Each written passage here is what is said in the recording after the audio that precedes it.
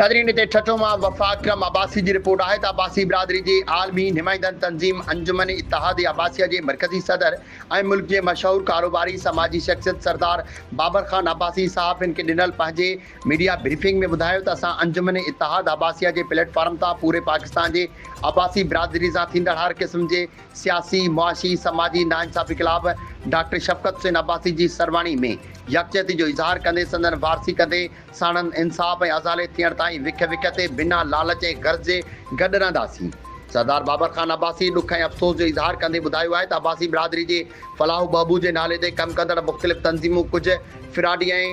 कारियूं रिडूं जेकी चोर दरवाज़े मां दाख़िल थी पाण खे सरदार सॾाए अब्बासी कार्ड जो नाजाइज़ इस्तेमालु कंदे पाकिस्तान जे मुख़्तलिफ़ इलाइक़नि में पहुची अब्बासी बिरादरी सां ठगियूं ऐं फ्रॉड कनि था, जंहिं करे अॼु पूरे अब्बासी बिरादरी हिकु पेज ते